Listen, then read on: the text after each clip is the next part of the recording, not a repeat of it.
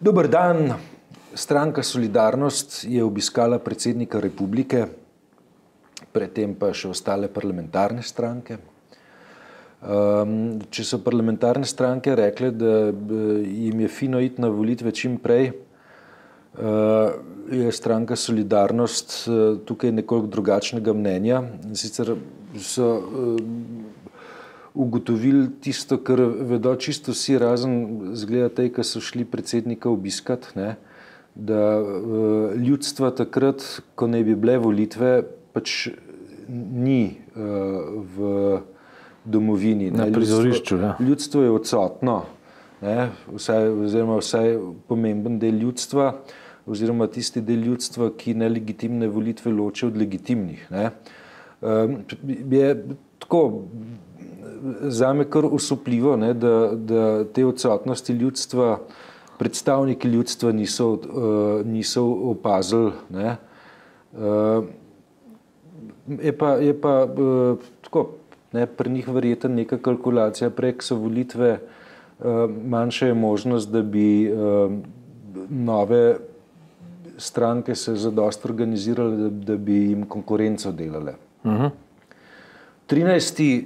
julij, to je datum, ki ga čakava, morda bo ga predsednik republike sporočil danes jutri, morda ga je medtem, ko se najna razprava medi v računalniku, že sporočil, ne, tako imava nek handicap, ampak tvoje mnenje v 13. juliju? Je to, da lahko porazpravljamo o okoliščinah, a ne, saj sva v bistvu najnim cenjenim gledalcem, poslušalcem, bralcem že pojasnila, a ne, kaj si v tem pač mislila. Mislila si pač to, da je za voljo demokratičnih standardov in vseh teh ustavnih zadev, ne, po duhu verjetno in po zahtevi onkraj dvoma v legitimnost, ja, primernejše jeseni, ne, to sva rekla. Ampak zanimivo bi bilo zdaj tole geometrijo majhen pogledati, ne. Samo stranka Solidarnost je direktno tako v neposrednem soočenju z predsednikom države povedala, da to za njo ni sprejemljivo, ne. Ker ljudstvo manjka, ja. Tako, najprej je bilo simptomatično povabljena SDS, ki se je korektno obnašala v osebi, mislim, da je bil Tanko. Tanko je bil Jože Tanko. Ja, in so preprosto rekli, da oni so ne bodo predlagali mandatarja, da strinjali se bodo praktično z vsako rešitvijo, tudi če bi bila jesen ali pa tudi če bi bila zdaj, recimo tako, ne, in nekaj svet, to je bilo kar korektno, ne. Naslednja je prišla Pozitivna Slovenija, to je bil gospod Kavtičnik. In tle se začne zanimivi del zgodbe, ne. On se je strinjal prvič s tem, da ne bodo predlagali mandatarja, potem se je pa strinjal seveda tudi s tem, da so predčasne volitve čim prej, ne. Potem je pa Janković. Tako je, potem pride pa na sceno Zoran Janković, spet v njegovem starem zahrbtnem ali pa stilu, ki se mu reče pač iz ozadja, ne. Ja. In pove svoje mnenje in tako kot tudi bo. In to je, da je popolnoma nesprejemljivo, da so volitve že zdaj, ne, da bi pač morali biti jeseni. In to, da je vsakemu zdravemu človeku jasno in da takrat vsi ljudje manjkajo in da pač ne morejo voliti, ne. Zakaj sem to izpostavil, ne? Zaradi tega, ker se to stališče nevarno približuje najnjemu stališču, mi to pa najbrž niso zainteresirana, da se istovetiva za stališči Zorana Jankovića v maniri, ki ni demokratična, kar on trenutno počne, ne. V čem je razlika, ne? V čem je razlika med tem argumenti, ki so jih izvajali in njegovimi argumenti, ne. Verjetno je razlika v interesih, zaradi tega, ker on to ne zagovarja, zato, ker bi si želel večje demokratičnosti in tako so mu javnomnenjske raziskave pokazale pač, da se je prepolovil. Zelo enostavno in upa, da tako kot je eden od poslancev zdaj pridobljen in z Bratuškovo izgubljen z odstopom Vilfana, ne, da se bo verjetno zgodilo tudi čez poletje, ne, kar je seveda, recimo temu, legitimno. To je njegova pravica, njegovo stališče, da gre kasneje, je v tem smislu pač legitimno, ampak je pa verjetno motivi, zakaj je takšne, je pa različno od argumentov, ki so jih midva izvajali, ali pa ki so jih tudi drugi razumni ljudje poskušali predstaviti, ne. Ampak to, ne, kar se zdaj dogaja, a veš, je meni bolj, če dovoliš, da si naredim reklamo za tvojo prilogo, ne? Ker sem ravno zdaj pisal, ker sem ravno zdaj pisal. Sem pa je še zase naredil. Ja. To, kar se zdaj dogaja na sceni, ne, je tisto, kar je porazno in argument več, zakaj bi morali dati novim obrazom priložnost. Ne. Mi imamo v Italiji tam enega politika, ki so ga zdaj dokončno obsodili, pa je bil sodelavec od Berlusconija, pa je sodeloval z mafijo, pa je kot senator pač delal nečednosti. Ne. Imamo Berlusconija, ki je prejšnji petek že moral začeti prestajati kazen oziroma kazen družbeno koristnega dela. In potem imamo zelo simptomatično sodbo tega župana Jeruzalema, ki je zdaj dobil 6 let aresta. Ki pa ni bil samo župan Jeruzalema, ampak tudi predsednik izraelske vlade. Mislim, da je bil gospodarski minister. Če se ne motim, je bil gospodarski minister. Ampak takrat se je nabral nekih nečednosti, zdaj se je pa nabral nečednosti pri gradnji določenih delov naselja v Jeruzalemu, zelo podobno ljubljanski sceni. Ne. In na koncu šlo je pa za očitek o približno $150,000, prepolovljeno od tega, kar je bilo prvotno očitano, ampak človek je dobil 6 let aresta, plus tega pa označbo sodnika, da ljudje, ki zlorabljajo državo na pač korupcijski način, so enaki izdajalcem. Ne. Potem, a veš, v Sloveniji imamo pa pravno kulturo tako, ne, eden, ne, ki bi moral glavo skloniti, ne, v tem primeru govoriva o Zoranu Jankoviću, napade javno z najavo, da bo spet postal župan in da hoče dobiti premierski stol s svojo stranko, napade protikorupcijsko komisijo in se roga iz nje in zahteva, da ona kazen plača, zato ker je ona naredila neko napako skladno z ugotovitvijo računskega sodišča. In z očitno prikrito željo, da je on in korupcijska komisija, da sta enakovredna sogovornika na polju državnih institucij in pa protikorupcijskega gibanja. To je blamaža. Ne.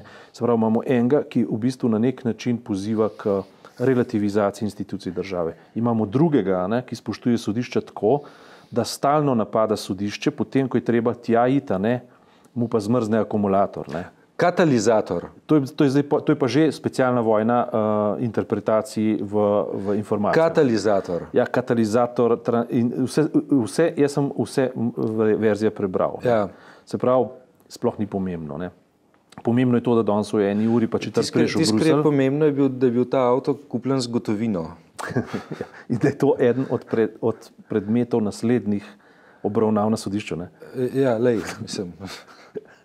Ampak to, ne, blamaža. In tretji, ki se ni mogel udeležiti ta teden zaradi neodložljivih službenih obveznosti, je pa bil kardinal Franc Rode. Ne, ker so imeli obravnavo v zadevi Goričane, v kateri je prišlo do neverjetnega razvrata financ, teh luksuza, muranskega stekla, če hočeš. Ja, kogar zanimajo zelo lepe fotografije, še jaz naredil reklamo, sem že obljubil, ampak bom 2 naredil. Ne? Kogar zanimajo fotografije z Goričan, ne vzame v roke Delo de facto, kjer je večstranska reportaža zelo lepo urejenih prostorov, v katerih ne biva nihče razen en oranžen maček, mucek. No? V katerih počiva 8 milijonov evrov. Strahotno velik denarja. 8 milijonov evrov se je pisalo, se je govorilo. Ne? No in eminenca niso imeli časa ta teden, zaradi neodložljivih upokojenc, ne? Zaradi neodložljivih obveznosti se udeležiti, se pravi, procesa, se pravi, imamo 3 primere nespoštovanja slovenske pravne države in zraven so v bistvu te 3 ideološke skupine poskrbele za to, da smo v slepi ulici, v kakršni smo, in da slovenska pravna država še nikoli ni bila tako na tenkem, kot je zdaj. Tako rekoč so spravili slovensko državo ob vlado, ampak dobesedno ob oblast, ob čast in oblast. Je bilo za čas dežele, je ni več, je bilo za oblast, je ni več, zaradi tega, ker volimo novo. A veš, in to pa je nekaj, ob čemer mi ne rabimo imeti več kot toliko tolerance. Ne? In zato rezimiram potem v članku, ne, so te volitve lahko nekaj posebnega in potrebne in izkazujejo potrebo po novih obrazih in času, ki ga rabijo, da se predstavijo, prav zato, ker veš, Slovenija mora, če hoče karkoli storiti, vstopiti v nov čas. Mislim, tako.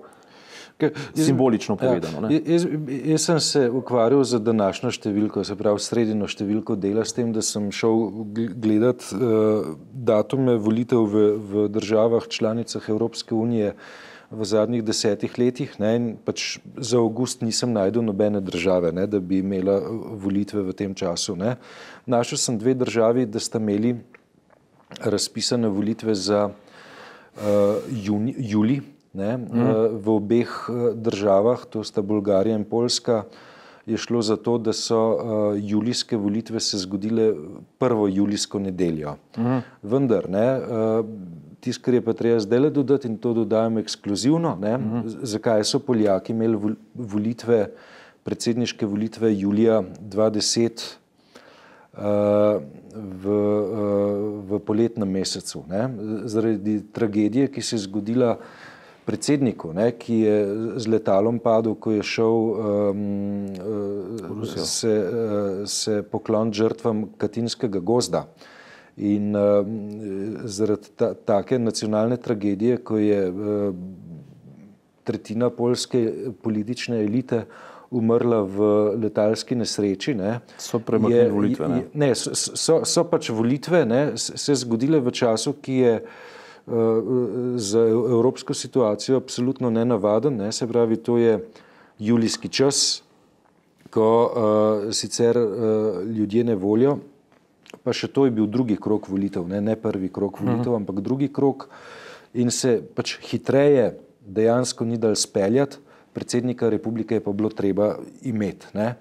In zaradi te okoliščine, ne, so Poljaki šli v drugi krog volitev v prvi julijski nedelji. Skratka, predsednik je fizično zaradi smrti bil odsoten in ga bilo treba izvoliti. Ne. Tako da seveda, ne, je tudi na Poljskem ta običaj, da so poleti ljudje na počitnicah in so odsotni, vendar je pri njih bila situacija nekoliko drugačna od te situacije pri nas. Ne. Mene v vsej tej zadevi ponavljajoči se kriza na krizo in tako naprej, norost na norost, neracionalnost na neracionalnost, se sprašujem dvoje. Ne. Kje so naše zaledne elite, se pravi družbene in politične?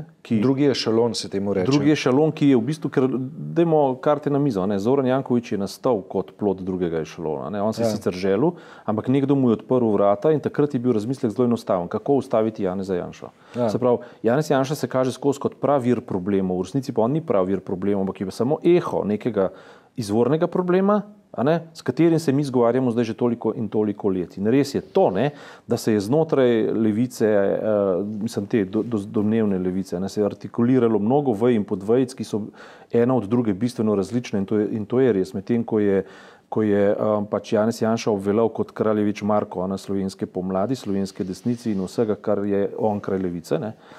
In seveda na eni osebi vse stoji in pade, vsaj na prvi pogled, ne. In je toliko bolj alegorično zdaj, ne, da je ob času izredno stabilne institucije, ki se ji reče Servacij, Pankracij in Bonifacij, in zmrzali umrzno edini akumulator, ki bi moral pripeljati v pravno državo. Katalizator je bil? Ne, bil je, tako ti bom povedal, bil je akumulator, in to zaradi tega, ker akumulatorja itak ni bilo, zaradi tega, ker jaz sem popolnoma prepričan, da te okvare same po sebi ni bilo, ampak je bilo umetno sprožene, je to v bistvu metaforična zgodba in potem je vseeno, če je akumulator. Je vseeno. Vseeno, kaj je. Dobar. Dejstvo je, da bi se oseba morala pojaviti na sodišču in čudim se sodišču, da tega ne sankcionira. Ne. Ker če bi se mi povprečni družbeni smrtniki na tak način obnašali in izmikali. Ja, ti bi na vlak šel, ne? Ne, obstajajo taksiji, obstajajo prijatelji, obstaja advokat, ki te lahko pripelje, lahko pokličeš za dosti zgodaj in rečeš, bom pol ure zamudil, vse je mogoče, ne? Če to hočeš. In politik tega ranga, ne? Ne glede na to, kdo to je, ne? Bi pač moral spoštovati pravno državo do te mere, da bi bil zgled, ne, o tem, kako se pač spoštuje delo sodišča, zato so pa naslednji pač postopki, ne, mislim, ne si pustiti uročiti sodbe, ne hoditi na izmikati se narokom in tako naprej. Mislim, kakšna sporočila pa to so, ne? Zato tudi povem, ne, da so trije v enem tednu, da so 3 sporočila, ne? Napad na KPK od Zorana Jankovića, nespoštovanje sodišča in ne prihod na sodišče Janeza Janše in ne prihod na sodišče kardinala Rodeta. Krasna metafora oziroma krasna prispodoba 3 ideologij oziroma 3 močnih družbenih in političnih sfer, ki so oblikovale slovenski narod. Ne? In se vprašam, s tem sem pač začel, se vprašam, ali smo mi še v območju družbe, ki je državotvorna? Ali smo mi sploh sposobni imeti državo, ali nas je ta presenetila? To je zelo resno vprašanje. Ne, jaz mislim tako, veš, da prepomemben del družbene elite, politične, pa tudi intelektualne, ne, če rečem, da je kardinal Franc Rodet član intelektualne elite, jemlje različne veje oblasti, zlasti sodno, kot neko inštitucijo, ki jo uporabljaš takrat, ko ti prav pride, drugač pa ne. Drugač jo jemlješ kot ne bodi ga treba. Ne? Ja. Tudi konec koncev se potem sodbe ali pa stališča kakšnih drugih organov jemlje kot priporočila, ne pa kot nekaj, kar ne bi imeli svojo veljavo. Ne? A veš, potem so pa pri tem, ne, ko pa se začenja neka popolnoma divja debata o tem, ali lahko nekdo, ki je pravnomočno obsojen, vendarle vodi vlado. Ne? A veš, to je zaskrbljujoče. Tukaj smo potem izven gabaritov zdrave pameti. Ne? To je, in to so gabariti države. A veš, in to, da so se pa odpeljale razprave o ključnih državnih zadevah izven teh parametrov zdrave pameti, ne, je pa popolnoma skrb zbujajoče. Ne? A veš, že ta ideja, ne, da imamo imeti volitve v času, ko je ljudstvo odsotno, ne? Halo, ja. Ne, kje pa smo? Ne? Ali je lahko nekdo, ki je pravnomočno obsojen in morda že na prestajanju zaporne kazni, tudi predsednik vlade, kje pa živimo? Ne? Ja. In to je dobro vprašanje, kje živimo. Kje živimo, gre za to, kdaj so vse to podrli? Ne, nikoli ni bilo. Mi smo si delali iluzijo, da nekje smo, mi tam nikoli nismo bili. Mi smo bili to v pogledu Evrope, ki je potrebovala svetle zglede. To se kaže. Ne? In recimo, sodstvo, kakorkoli obrnemo, gre za spopad med politiko oziroma recimo izvršno vejo oblasti v času, ko so pač ti ljudje na oblasti bili ali pa so, ne? Predvsem pa za politiko proti drugi veji oblasti, to je se pravi sodna veja oblasti. Ne? Se bije ta bitka, ker 2 največja protagonista problemov sta v bistvu vzela državo za ene sorte talca, zato da se pogovarjata s tem, kako bi boljše skozi prišla v pravosodnem sistemu, ki jim očita to in to in to. Skratka, nepravilnosti, korupcijo in tako naprej. Ne? In to je neka zelo legitimna, oziroma celo ne samo legalna, legitimna, ampak neka tudi zelo demokratično spodobna bitka, govorim zdaj v prid pravosodja, da ki vendarle prebija neko neravnotežje starih časov, ko so bile politiki pa sodstvo vendarle nekako prizanesljivi, bom rekel, ali pa zlizani, ali kakorkoli že bi to. Ja, mi smo konec koncev do leta 90, celo 91, ko je bila sprejeta nova ustava, ne, pač ko načelo delitve oblasti na 3 veje ni obstajalo. Ne? Pač je v ustavi leta 1974, ne? Pač oblast je bila ena, bila je ljudska in bila je pod vodstvom avantgarde delavskega razreda komunistične partije. Tako, ne? In zdaj ta politična kultura, ne, tako, ne, mal bi jo radi podaljšali, ne? Ampak vmes se je še nekaj zgodilo. Ne? Po 20 letih. Vmes je bil ustavni red spremenjen. In to sem hotel povedati. Ne? Recimo, ko imamo vendarle serijo nekih dogodkov, ki v bistvu so disperzni, ideološko gre na vse strani, se pravi, imamo proti Zoranu Jankoviću, imamo proti Janezu Janši, čeprav imamo vtis, da se proti Zoranu Jankoviću vse skupaj bolj počasi odvija kot pri Janezu Janši, to je treba Saj jaz tako vidim, no, mogoče to ni res. Ampak se odvija, se pravi, se odvija. Ne? In potem imamo zelo jasna sporočila, zelo jasna dokazila, ki jih ne vidiš, samo če jih nočeš videti. Če greš brati sodbe in tako naprej, vse vidiš, da je bilo res, kako je bilo res, na kakšen način. In imamo tukaj pravnomočno sodbo. Potem naredijo pa javnomnenjsko raziskavo in SDS postane pod vodstvom tega istega liderja prva stranka, potem pa rečem, kaj pa je narobe s temi ljudmi. Ne? Nočem oporekati voljo volilcev, da ne bo nikakršne pomote, ampak s politično kulturo je pa nekaj zelo narobe. A bi se kaj tazga, recimo, če bi Angeli Merkel v Nemčiji dokazali to, kar so tukaj dokazali Janezu Janši. A si predstavljaš, kaj bi se zgodilo z njeno politično kariero in z njeno opcijo? Bi padla najresnejšo krizo bi padla v javnem mnenju. Ne? Nemška krščanska demokracija je izgubljala volitve potem, ko je